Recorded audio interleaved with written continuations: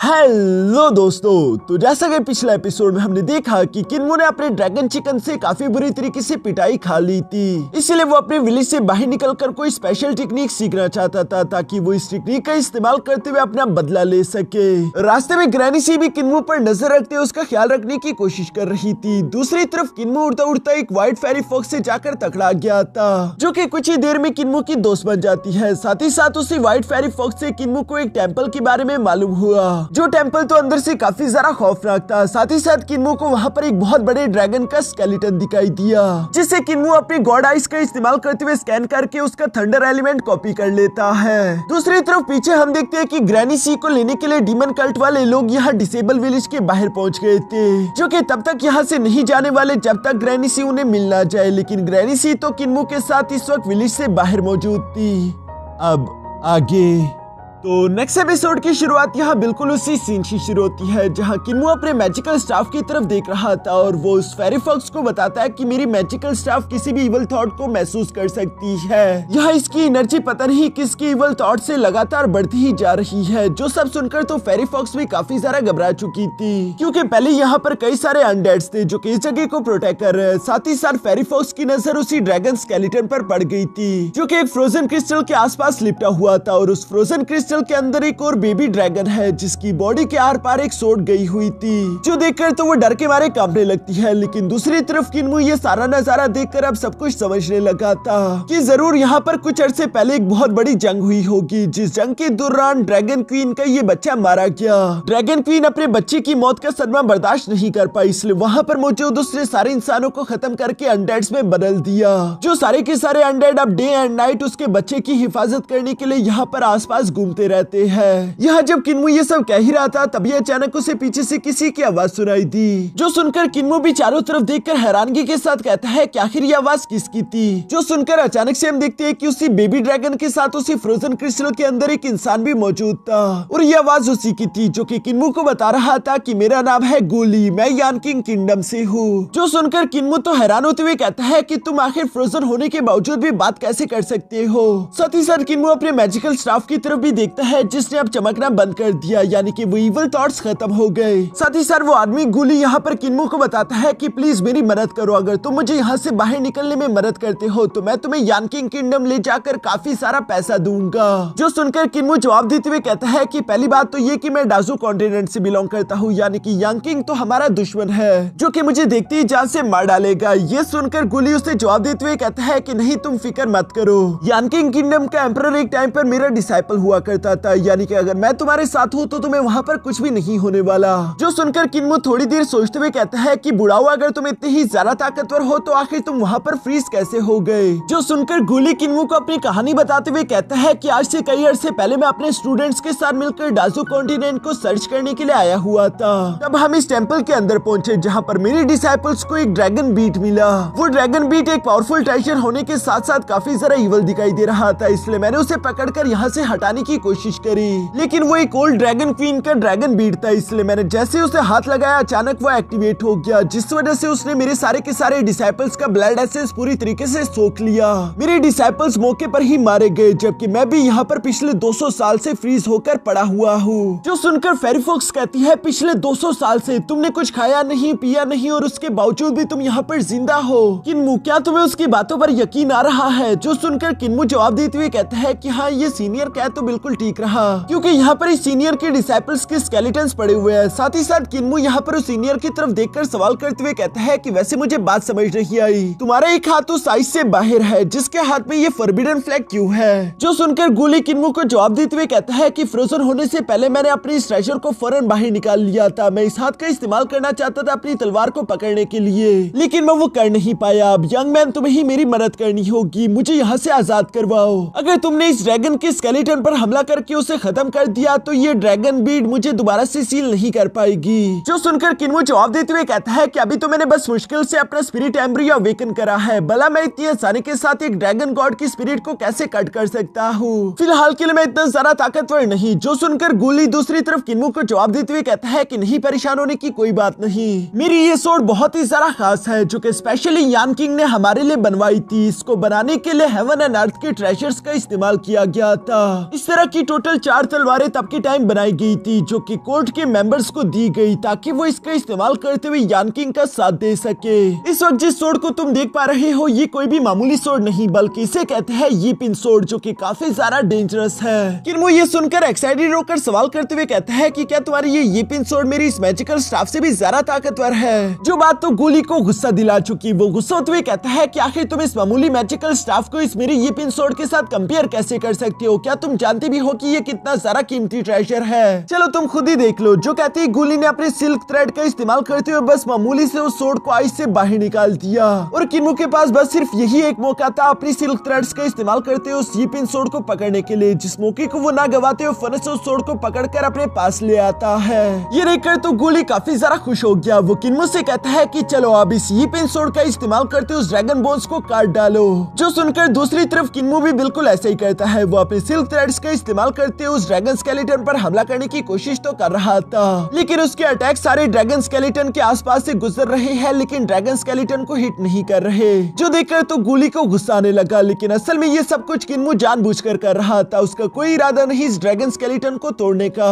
Even कि किन्मो के आड़े टेढ़े अटैक तो यहाँ पर गोली को भी जाकर लग सकते थे, इसलिए हम देखते हैं कि व्हाइट फेरी फॉक्स तो उस पर हंसने लगी, जबकि गोली भी कैसे तैसे खुद के गुस्से पर काबू रखते हुए किन्मो से कहता है कि आखिर ये किस तरह की बेकार स्वॉर्डमैनशिप्स है? क्या तुम्हें स्वॉर्ड चलाने नहीं आती? जो सुनकर किन्मो भी निराश होकर बैठते हुए कहता है कि आज से पहले मैंने कभी भी स्वॉर्ड टेक्निक सीखी ही नहीं। किन्मो तो यहाँ पर एक्टिंग कर रहा था। जो सुनकर गोली किन्मो से कहता है कि चलो ठीक है मैं तुम्हें अपनी स्वॉर्ड टेक्निक सिखाता हूँ, लेकिन दूसरी तरफ किन्मो से जवाब देते हुए कहता है कि नहीं मुझे तुम्हारी टेक्निक्स नहीं सीखनी। और ये कहती है किन्मो ने उस ये पिन सोर्ड को अपने पास रख लिया। साथ ही साथ वो गोली को जवाब देते हुए कहता है कि मेरे ग्रैंडपा मास्क ने मुझे बताया था कि वो मुझे एक बेहतरीन आदमी से मिलवाने वाले हैं जो कि मुझे अच्छे स्वॉर्डमैनशिप टेक्निक सिखाएगा, लेकिन अगर मैंने किसी और के बेकार स्वॉर्डमैन टेक्निक सीखे तो वो मास्टर मुझे कभी भी एक्सेप्ट नहीं करेगा। जो सुनकर गोली गुस्से में आते हुए कहता है कि बेवकूफ लड़के, क्या तुम्हें मालूम भी है कि पूरी की पूरी दुनिया में यान किंग स्टेट के स्वॉर्डमैनशिप सबसे ज्यादा कमाल के है? जो कहती है गोली ने किन्मो को बताना शुरू कर दिया था कि हमारे स्वॉर्ड्समैन टेक्निक इनविंसिबल है। आज से 200 साल पहले जब यान किंगडम बन रहा था तो हमारे एम्परर ने दुनिया भर के स्वॉर्ड स्किल्स वाले फाइटर्स को एक जगह पर इकट्ठा किया, जिनकी टेक्निक्स को अच्छी तरीके से एनालाइज करके अपने दिमाग का इस्तेमाल करते हुए उन सारी टेक्निक्स को कंबाइन करते हुए सबसे परफेक्ट स्वॉर्ड्समैन स्किल्स बना दी गई। और वही स्वॉर्ड्समैन स्किल्स टेक्निक इस वक्त मेरे पास मौजूद है। जो सारी बातें सुनकर दूसरी तरफ किन्मो भी शौक होते हुए कहता है कि क्या ये बात सच है? फिर तो यकीनन यान किंग नेशनल टीचर मास्टर गोली के पास यकीनन काफी ज्यादा बेहतरीन टेक्निक्स होगी। लेकिन अभी भी किन्मो उससे सीखना नहीं चाहता था, जिस पर गोली कैसे तैसे किन्मो की मिन्नतें करते हुए आखिरकार उसे सिखाने शुरू हो गया। किन्मो असल में ये सारी एक्टिंग सिर्फ इसीलिए कर रहा था ताकि गोली उससे सबसे बेस्ट से बेस्ट स्वॉर्ड टेक्निक सिखा दे। और यहाँ पर बिल्कुल ऐसा ही होने लगा, जहाँ गोली किन्मो को बता रहा था कि कैसे तुम अपने दिल का इस्तेमाल करते हुए स्वॉर्ड को कंट्रोल कर सकते हो, लेकिन दूसरी तरफ फेरी फॉक्स को तो ये सारी बातें बोर कर रही थी, इसलिए हम देखते हैं कि वो वहीं पर सो जाती है। कुछ देर बाद वो एक बड़े से धमाके की आवाज के साथ उठती है, जहाँ उठकर उसे देखने को मिलता है कि किन्मो ने वो स्वॉर्ड्समैन टेक्निक सीख ली थी, जिसे वो अपने फिल्म एलिमेंट के साथ कंबाइन करते और भी ज्यादा पावरफुल बनाता जा रहा था। ये सब देखकर सामने की तरफ मौजूद गोली को तो काफी ज्यादा खुशी हो रही थी। वो किन्मो से कह रहा था कि चलो अब जल्दी से मुझे यहाँ से आजाद करवा दो। किन्मो गोली की ये बात सुनकर धीरे धीरे से उसी की तरफ बढ़ने लगा, जहाँ दूसरी तरफ गोली अपने मन में सोच रहा था कि ये लड़का काफी ज्यादा टैलेंटेड है। मैं बेशक इसे जान से नहीं मारना चाहता, लेकिन चूंकि ये डाजू कॉन्टिनेंट से बिलोंग करता है इसलिए ये मेरा दुश्मन हुआ और मुझे इसे जान से मारना ही होगा, क्योंकि डाजू कॉन्टिनेंट्स वालों को तो गॉड्स ने भी छोड़ दिया और वो हमारे दुश्मन है। एक बार ये मुझे यहाँ से आजाद कर दे, उसके बाद सबसे पहले मैं इस लड़की की जान लूंगा और साथ ही साथ इसके मैजिकल स्टाफ को अपने एम्परर के पास गिफ्ट के तौर पर ले जाऊंगा। इस तरह से वो काफी ज्यादा खुश हो जाएंगे, लेकिन यहाँ उसके ये इविल थॉट्स किन्मो के उस मैजिकल स्टाफ को दोबारा से एक्टिवेट कर देते हैं। जो देखकर फेरी फॉक्स किन्मो से कहती है कि आखिर तुम्हारा ये मैजिकल स्टाफ दोबारा से क्यों चमकने लगा? अब यहाँ पर इविल थॉट्स कहाँ से आए? जो सुनकर ऊपर की तरफ मौजूद गोली किन्मो से कहता है कि जरूर ये इविल थॉट इसी ड्रैगन स्केलेटन के होंगे, जल्दी से इसे डिस्ट्रॉय कर दो, ये तुम्हें अपने सामने नील करवाना चाहता है। लेकिन दूसरी तरफ किन्मो कोई बेवकूफ नहीं था, बल्कि वो अब तक इस गोली को ही बेवकूफ बनाता हुआ आ रहा है, जहाँ वो आगे की तरफ बढ़ते हुए कह रहा था कि बुढ़ाओ अब चलो भी और सारा झूठ बोलना बंद करो, क्योंकि मैं तुम्हारी सारी की सारी सच्चाई जानता हूँ, मेरे पास भी दिमाग है। देखो ड्रैगन बीट यहाँ पर बेशक लोगों को मारकर उन्हें कॉर्प्स में बदल सकता है, लेकिन ड्रैगन बीट बिल्कुल भी ऐसी पावर नहीं रखता कि वो किसी को पूरी तरीके से स्केलेटन में बदल दे। यहाँ पर फिलहाल दो तरह की बॉडीज है, जिनमें से एक कॉर्प्स है और दूसरे स्केलेटन्स। जो सुनकर फेरी फॉक्स भी डरते डरते कहती है कि किन्मो अगर ड्रैगन बीट ने यहाँ पर इस आदमी के डिसाइपल्स को नहीं मारा तो इसका क्या मतलब, आखिर उनकी जान कैसे गई? ये सोचते हुए जैसे ही उस गोली की तरफ देखती है, वो भी अब किन्मो की सारी बातें समझ गई थी। किन्मो अपने मन में कहता है कि यहाँ पर आती मैंने आसपास की जगहों को एनालाइज करते हुए समझ लिया था कि जरूर जब इस गोली ने आगे की तरफ बढ़ते उस ड्रैगन बीट को पकड़ा होगा, तो उस ड्रैगन बीट ने फौरन से इस गोली को फ्रीज करना शुरू कर दिया। ये देखकर गोली घबरा चुका था। वो जानता था कि वो यहाँ पर पूरी तरीके से मारा जा सकता है और उसके पास खाने की भी कमी होगी, इसलिए उसने वक्त रहते फौरन अपने फॉरबिडन फ्लैग को बाहर निकालकर उसका इस्तेमाल करते हुए अपने सारे के सारे डिसाइपल्स की वर्टैलिटी और उनके ब्लड को एब्सॉर्ब कर लिया ताकि वो 200 साल तक सरवाइव कर सके। यहाँ गोली किन्मो की समझदारी देखकर समझ गया था कि ये लड़का तो मेरी मदद नहीं करने वाला, इसलिए वो जोर जोर से हंसते हुए यहाँ पर फेरी फॉक्स को बेवकूफ बनाने की कोशिश करने लगा।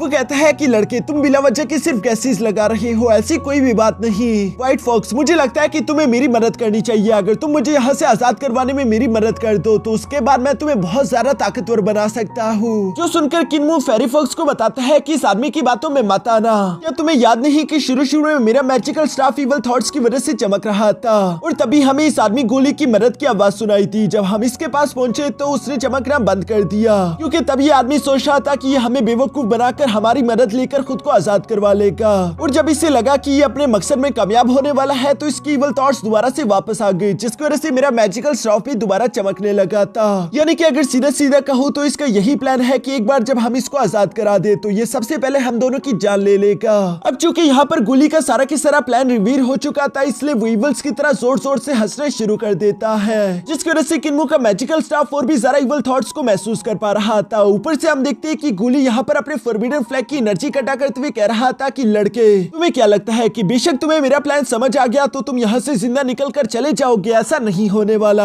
यहाँ पर एक बार जो भी शिकार इंटर हो जाए मैं उसे कभी भी जिंदा जाने नहीं देता, यानी कि तुम दोनों भी मरोगे। जो सुनकर किन्मो यहाँ फेरी फॉक्स को लेकर वहाँ से भागने की कोशिश करने वाला था, पर तभी अचानक दूसरी तरफ गोली ने अपने फॉरबिडन फ्लैग की पावर का इस्तेमाल करते हुए फौरन से इन दोनों को जकड़ लिया, जिस दौरान किन्मो से अपना मैजिकल स्टाफ और साथ ही साथ ये पिन स्वॉर्ड नीचे की तरफ गिर जाती है। दूसरी तरफ हम देखते हैं कि गोली यहाँ पर अपने फॉरबिडन फ्लैग का इस्तेमाल करते हुए उन दोनों के ब्लड एसेंस को एब्सॉर्ब करने की कोशिश कर रहा था। जो सब देखकर दूसरी तरफ किन्मो गोली से कहता है कि आखिर तुम ये क्या कर रहे हो? क्या तुम जानते नहीं कि अगर तुमने हमें मार दिया तो तुम भी कभी आजाद नहीं हो पाओगे? जिस पर गोली जोर जोर से हंसते हुए जवाब देकर कहता है कि मुझे इस बात से कोई फर्क नहीं पड़ता, वैसे भी तुम दोनों मेरी मदद नहीं करना चाहते। एटलीस्ट तुम दोनों के ब्लड एसेंस को एब्सॉर्ब करके अगले 100 साल तक मैं यहाँ पर सरवाइव तो कर सकता हूँ। 100 साल काफी लंबा अरसा होता है। 100 साल में यकीनन कोई ना कोई दूसरा शिकार यहाँ पर आ जाएगा और उसके बाद मैं उसे बेवकूफ बनाते हुए खुद को आजाद करवाने की कोशिश करूंगा। जो सुनकर किन्मो तो काफी ज्यादा परेशान हो गया था और उसकी बॉडी से ब्लड एसेंस निकलने की वजह से वो धीरे धीरे एक स्केलेटन में कन्वर्ट होता जा रहा है।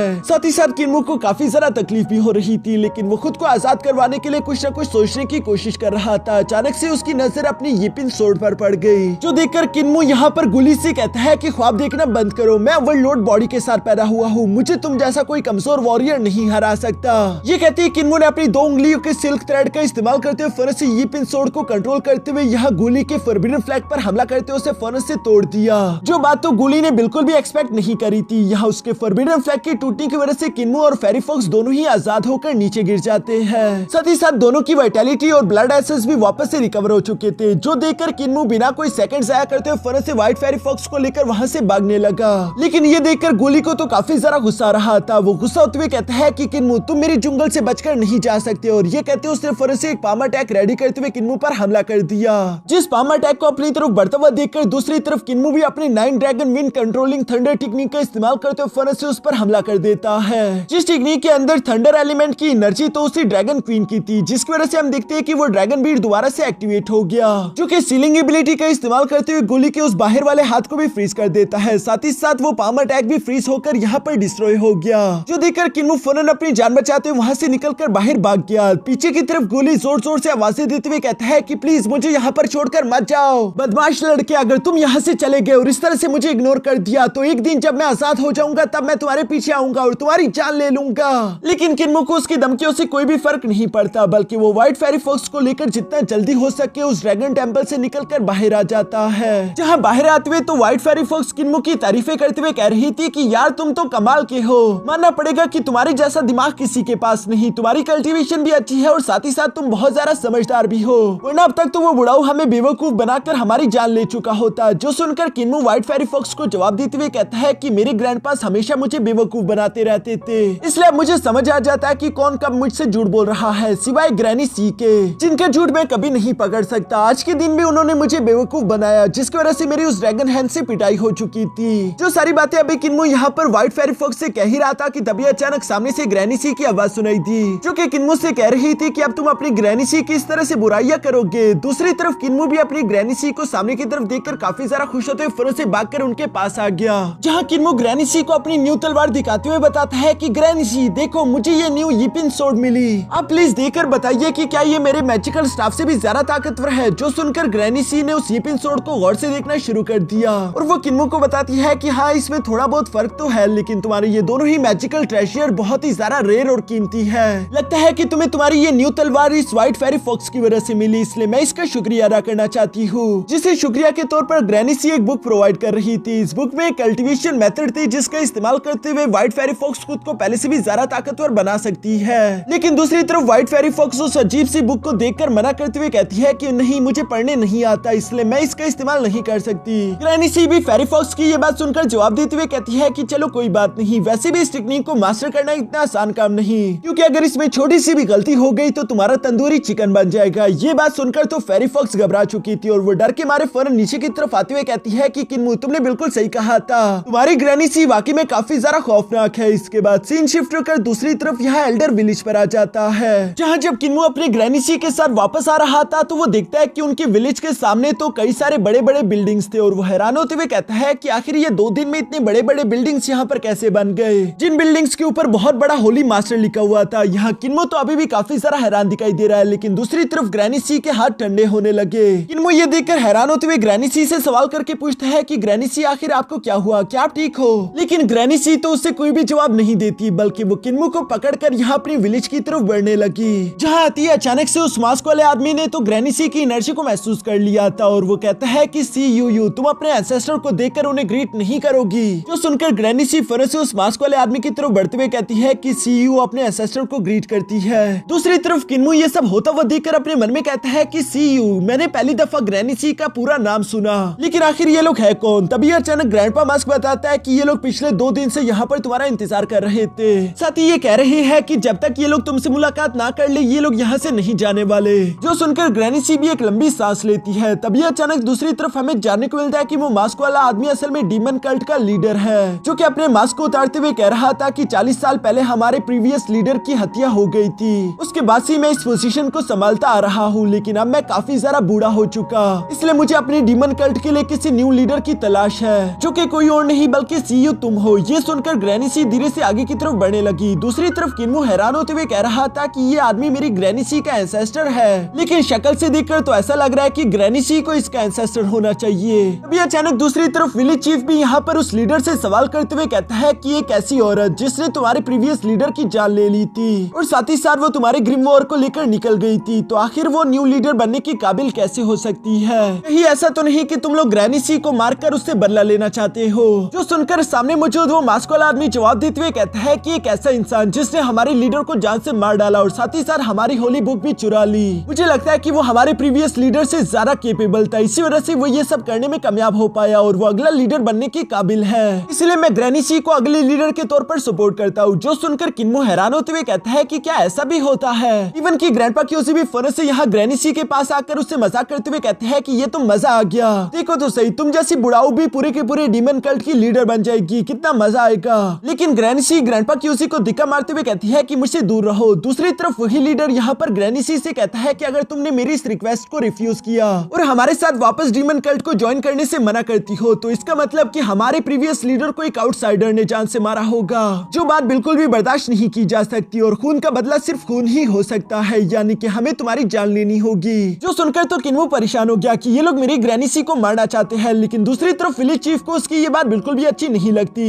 बल्कि वो अपने साथियों के साथ तैयार होते हुए कहता है कि अगर तुम लोग ग्रैनी सी को बिना उसकी मर्जी के यहाँ से लेकर जाना चाहती हो तो ये कभी नहीं होने वाला। जो सुनकर सामने की तरफ मौजूद वो लीडर भी कहता है कि ब्रदर टाओ, तुम हमेशा से काफी जिद्दी थे, लेकिन ये हमारे पूरे के पूरे होली डीमन कल्ट का मसला है, इसलिए हम इसे यूं ही नहीं छोड़ सकते। जो कहती है हम देखते हैं कि दूसरी तरफ उन्होंने अपने होली डीमन कल्ट के सारे वॉरियर्स को एक साथ यहाँ पर टेलीपोर्ट करना शुरू कर दिया, जिसके लिए ये लोग एक बहुत बड़े टेलीपोर्टेशन बैनर का इस्तेमाल कर रहे थे। किन्मो तो ये देखकर हैरान हो गया कि अचानक से यहाँ पर इतने सारे लोग कैसे आ गए, जिस पर वाइस चीफ किन्मो को बताता है कि डीमन कल्ट के पास ये टेलीपोर्टेशन बैनर है जिसका इस्तेमाल करते हुए ये लोग एक साथ 10,000 वॉरियर्स को यहाँ पर ले आए। अब तुम्हें समझ आ चुका होगा कि यानकिंग किंगडम पूरी तरीके से डीमन कल्ट को खत्म क्यों करना चाहता है। इवन की दूसरी तरफ विलेज चीफ भी अपने सामने मौजूद इतनी बड़ी आर्मी को देखकर भी घबराता नहीं, बल्कि वो उस लीडर से कह रहा था कि एक बार फिर से सोच लो, क्योंकि हम लोग पास में भी कई सारी बड़ी आर्मी से टकराए हुए हैं। अगर हम लोगों ने आपस में जंग लड़ी तो यहाँ पर काफी सारी लाशें गिरेगी, जिस मौके का फायदा यानकिंग किंगडम की आर्मी भी उठा सकती है और इसके बाद डीमन कल्ट का पूरी तरीके से सफाया हो सकता है। लेकिन सामने की तरफ मौजूद दूसरी तरफ डीमन कल्ट का वो लीडर भी कोई भी बात सुनने के लिए तैयार नहीं था, बल्कि वो अपने मास्क को पहनते हुए कहता है कि अगर एक बार मैं यहाँ से वापस पलट गया तो तब भी डीमन कल्ट ज्यादा देर तक सरवाइव नहीं कर पाएगा। हम लोगों को हमारी ग्रिम वॉर कोड बुक वापस चाहिए। जिस खतरनाक सीन के साथ हमारा ये एपिसोड यहीं पर खत्म हो गया।